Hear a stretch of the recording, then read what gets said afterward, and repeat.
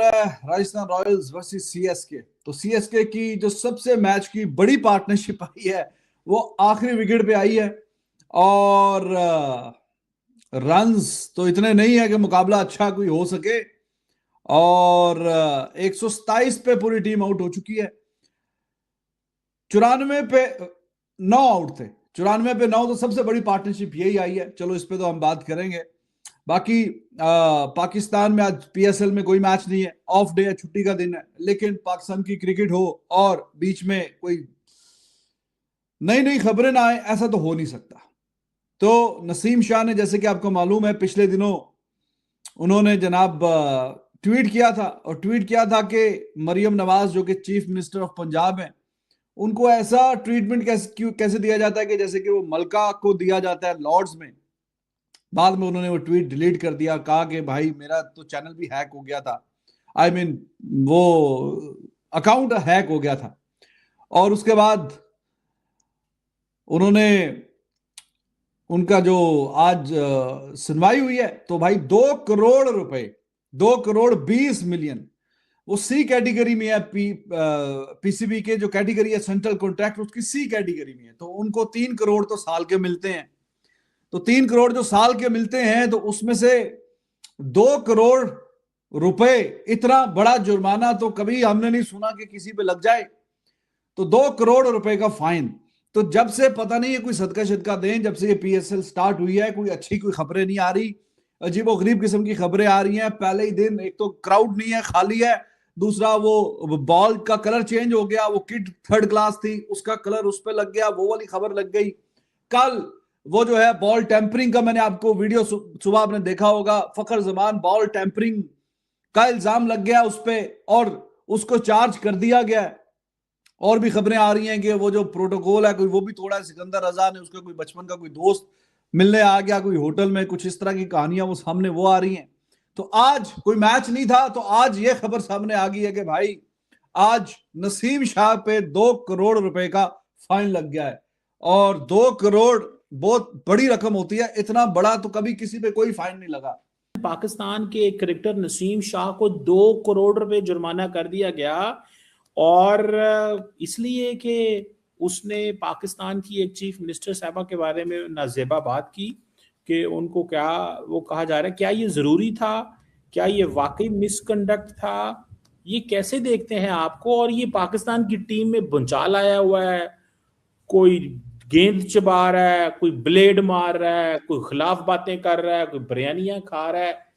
ये टीम रही है कि ये टीम का क्या करना है यार, ये किस तरह के काम करते हैं? फॉर्चुनेटली पाकिस्तान से इस बात की राइट वैल्यू निकालना करंट पॉलिटिकल क्लाइमेट में इम्पॉसिबल है, because within the country, as far as the political mindset is concerned, the political support is concerned, there is a divide between the pro PTI and the anti PTI. अब जो pro PTI's हैं वो तो नसीम शाह की favour में बोलेंगे कि ज्यादती हुई, जो एंटी पीटीआईज हैं वो बोलेंगे नसीम शाह के साथ बिल्कुल ठीक हुआ। लेकिन क्या ये एक सियासी अखाड़ा बन चुका है कि एक पाकिस्तान के खिलाड़ी की के अकाउंट से ट्वीट होती है, पीसीबी उसको फाइन कर देता है, लेकिन क्या ये सियासी पॉलिटिकल स्कोरिंग के लिए अब इस पूरे केस को इस्तेमाल किया जाएगा? ये एक हकीकत है। 10 ओवर में 70 दे देंगे। इंडिया तो नहीं, मैं आपकी बात काटने लगूं, इंडिया तो नहीं अलाउ करता ना अपने लोगों को सियासत करने देने पे, कि नहीं चीज उस पर भी थोड़ा बता दे, क्योंकि इंडिया तो बहुत सख्त है बोर्ड उनका। बिल्कुल जी साहब। और दूसरा थोड़ा सा ये भी मुझे बता दीजिएगा प्लीज, आपको काट रहा हूं, ये जो कल रात तमाशा हुआ बॉल को ब्लेड मारने वाला, उस पर भी कोई बात होगी या कि क्या हो रहा है मुल्क के अंदर? जी बिल्कुल जी साहब। देखें, इंडियन बोर्ड ने, बीसीसीआई ने भी सख्त इंस्ट्रक्शंस दी हैं अपने प्लेयर्स को, किसी किस्म का भी आपको जो ऐसे ट्वीट करने अलाउ नहीं है। स्पेशली कि अंदरूनी में क्या हो रहा है कि बीजेपी क्या कर रही है, कांग्रेस क्या कर रही है, और ना ही हमारे प्लेयर्स को बोला जाता है कि आप पीटीआई नून लीग के ऊपर कोई ट्वीट करें, और ना ही वो करने देते हैं, और ना ही आज तक किसी प्लेयर ने किया है। आज तक हमने नहीं देखा कि कोई इंडियन प्लेयर अपनी ही गवर्नमेंट के किसी ऑफिशियल के अगेंस्ट बोल रहा हो। रिटायर्ड प्लेयर्स की एक अलग बात होती है कि वो जो मर्जी करते रहे, क्योंकि उनका बोर्ड के साथ कोई ताल्लुक नहीं होता है। ठीक है जी, रिटायर्ड जो मर्जी कर रहे हैं, पाकिस्तान में जो मर्जी कर रहे हैं रिटायर्ड प्लेयर्स, कोई उनको रोक टोक नहीं है। लेकिन जो आप एक देखें, एक बंदा देखें, जसप्रीत बुमराह है, रोहित शर्मा, विराट कोहली, ये इस टाइम अपनी कंट्री को ही रिप्रेजेंट कर रहे होते हैं, और अगर यही सियासी ट्वीट शुरू कर दें, फिर कंट्री की रेपुटेशन का क्या बनेगा? काफी सारे दोस्त यार अपडेट मांग रहे हैं, फारूक भाई बताएं नसीम शाह का क्या बना। ट्वीट कर दिए थे, फिर डिलीट हो गई और उसके बाद फिर शोकाज नोटिस भी मिल गया। तो अपडेट बताने से पहले आपको पता है आपका भाई हमेशा आपको ना जिंदगी गुजारने के कुछ बुनियादी असूल भी बताता है जिंदगी में। तो सबसे पहले एक असूल याद रखो, सोशल मीडिया पे एक ही अकाउंट रखो। ये अकाउंटों के बीच में जब जंपे मारोगे ना तो कभी कभार ऐसा होता है कि आपको लग रहा होता है कि आपने जंप मार दी लेकिन वो जंप लगी नहीं होती, तो फिर मसाइल पैदा हो जाते हैं। नसीम शाह की अपडेट यह है कि अभी तक ऑफिशियली शोकाज नोटिस तक की बात है, बट जो जर्नलिस्ट पार्टी है ना, कुछ अंदर की खबर दे रही है, कुछ कह रहे हैं कि माफ़ी मांग ली गई है, मुद्दा हो चुका है सियासी। बात करेंगे साफ साफ, मुद्दा हो चुका है सियासी। एक तरफ जनाब मरीम नवाज़ की जो पॉलिटिकल पार्टी है उसके लोग हैं, दूसरी तरफ जो ऑपोजिशन है उसके सारे लोग हैं, पीटीआई दिस दैट। तो मुद्दा ना सियासी हो चुका है। अब जो माफ़ी मांगने वाली बात है उस पर PMLN वाले कुछ लोग कह रहे हैं कि ठीक है यार गलती होगी, माफ़ करें, ख़त्म करें, कहानी गोल करें, ठीक है। कुछ कह रहे हैं नहीं भाई, वो इसमें एडअप ये करते हैं कि चलो पॉलिटिकली तो माफ़ कर दें, अबे ये जो बॉलिंग परफॉर्मेंसेज इसकी आ रही हैं इनका क्या करें। ये पॉइंट वैलिड है। अब कल भी नसीम भाई को 4 ओवरों में 40-50 रन पड़ गए, बॉलिंग परफॉर्मेंसेज उनकी नहीं है, सच आपके सामने ही है, ठीक है ना। तो वो कह रहे हैं कि एक तो बॉलिंग भी नहीं हो रही, ऊपर से आपने सियासत में भी इस तरीके से इंडल्ज होना है, तो ये बात गलत है। ये एक साइड क्या है। दूसरी साइड वाले कह रहे हैं कि वो जी माफ़ी क्यों मांगे, वो माफ़ी की जो बात हो रही है उस पर अपोजिशन पार्टी वाले कह रहे हैं माफ़ी किस बात की मांगे। उस पर मेरे से पूछा गया, मैंने कहा गलत है, बिल्कुल ठीक है। मैं कहा और नहीं कि मोटरसाइकिल मांग ले जी, तो पाकिस्तान चले रहे। सीरियसली माफी मांगनी बनती है ना, बड़ी कहानी खत्म करो, वो तुम आपस की जंग में उसका कैरियर फारग करवा दोगे, ये मैं बता रहा हूं।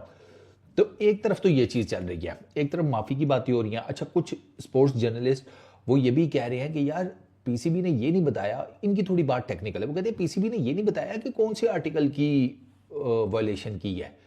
कोड ऑफ कंडक्ट जो प्लेयर्स का होता है, पीसीबी ने जो दिया होता है, जो पीसीबी ने लिखा भी है अपने शोकाज नोटिस में कि कोड ऑफ कंडक्ट की वायलेशन हुई है, वो पूछ रहे हैं कि कोड ऑफ कंडक्ट कौन सा, उसका कौन सा आर्टिकल नंबर, वो तो थोड़ा पता चले ना। जैसे 2.2 के बारे में बात की जा रही है, बट द थिंग इज कि 2.2 तो टोटली क्रिकेट रिलेटेड मामलात को डील करता है, पॉलिटिकल नहीं है वो।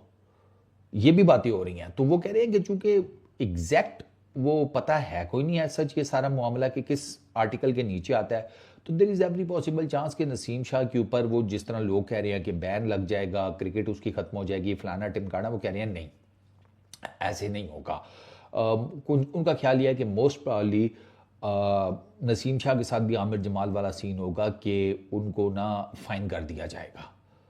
पीसीबी मतलब ऐसा नहीं है कि बिल्कुल ही नसीम शाह को खुड़े लाइन लगा देगा, उसकी क्रिकेट ख़त्म कर देगा या समथिंग लाइक दैट, ऐसा नहीं करेगा। नसीम शाह को ज़्यादा से ज़्यादा फाइन हो जाएगा। कुछ लोग ये भी, स्पोर्ट्स जर्नलिस्ट ये भी बात कर रहे हैं। तो अभी जो मुद्दा है ना, वो आप यूँ समझे कि अभी बॉल नसीम शाह के कोर्ट में है, वो अपना जवाब सबमिट करवाएंगे। अभी जब मैं ये वीडियो बना रहा हूँ अभी तक नसीम शाह ने जवाब सबमिट नहीं करवाया। जब वो जवाब सबमिट करवाएंगे, पीसीबी उनके जवाब को रीड आउट करेगा, फिर डिपेंड करता है कि पीसीबी उनके जवाब से सेटिस्फाई होता है नहीं होता, अगली कार्रवाई उसके बाद होगी। At the moment Naseem Shah की तरफ से ये था कि उनका ट्विटर अकाउंट हैक हो गया था। वो ट्वीट हैकर ने की, जैसे ही उनका अकाउंट उन्होंने दोबारा रिकवर किया तो उन्होंने वो ट्वीट डिलीट कर दी थी। नसीम शाह की तरफ से अभी ये वाला वर्जन है, ठीक है। और अब जब वो अपना ऑफिशियली स्टेटमेंट जमा कराएंगे पीसीबी को, तो उसके बाद अगली कहानी शुरू होगी कि नसीम शाह का फ्यूचर क्या है। I guess maybe fine shine ही होगा। इस तरह क्रिकेट ख़त्म कर देना वो अजीब सा भी लगेगा। दो कि मैं एक दफ़ा फिर ये कहूँगा कि लोग कह रहे हैं कि इसके ऊपर बैन लगाएं एंड ऑल दैट, चो सब जान दो ना, छो, गुस्सा ना करो, हो गई है गलती, या उसका एक अपना नैरेटिव है तो कोई नहीं, वो कैरियर शैरियर ख़त्म करने वाली बातें ना करें। वो थोड़ा वार्निंग शॉर्निंग मिल जाए, फाइन शाइन हो जाए, आप एक बंदे दे पुत्र बन जाएंगे। की ख्याल है? चलो इस वीडियो में इतना ही, बात काट रहा हूँ। वो कह रहे हैं कि जी उसका जो सी कॉन्ट्रैक्ट का खिलाड़ी है ये, इसका कॉन्ट्रैक्ट, हाँ जो सेंट्री है, 30 मिलियन इसकी टोटल तनख्वाह है, 20 मिलियन उसको फाइन कर दिया है। ये क्या चक्कर हो रहा है इस मुल्क के अंदर? मतलब ये मैं कहने लगा ना, इससे 2 लाख रुपया भी नहीं लिया जा रहा। ये हमें अवाम को दिखाया है, ट्रक के बत्ती के पीछे हमें लगा दिया कि 2 करोड़ का फाइन। ये ऊपर ऊपर की बातें हैं। इन्हें बेचारे चीमा साहब, हमारे प्लेट्स के पास कहाँ से 2 करोड़ है? हमारे प्लेट्स से कुछ हो ना, मिनी हार्ट अटैक आ रहा था 2 करोड़ सुन के कि 2 करोड़ का फाइन। तो इस तरह के काम जो है ना पाकिस्तान में नहीं होते हैं। और चीमा साहब देखें, अगर देखें थोड़ी सी ना, अगर फॉर्मली देखा जाए तो इतना बड़ा किसी आप प्लेयर को फाइन नहीं कर सकते हैं यार। आप 10 लाख का लगा दो, 20 लाख का फाइन लगा दो, लेकिन 20 मिलियन चीमा साहब, उस बेचारे की तनख्वाह नहीं इतनी है, 3 मिलियन की तनख्वाह है। और चीमा साहब हमारे सेंट्रल कॉन्ट्रैक्ट ए है, ए ग्रेड के खिलाड़ी जो बाबर आजम है, वो जो है वो 40-45 लाख रुपए लेते हैं। तो फिर ये बेचारा 3 मिलियन से जो गुजारा कर रहा है सालाना कॉन्ट्रैक्ट, जिसका 30 लाख तनख्वाह है इसकी साल की, तो इसने कहां से देने इतने पैसे?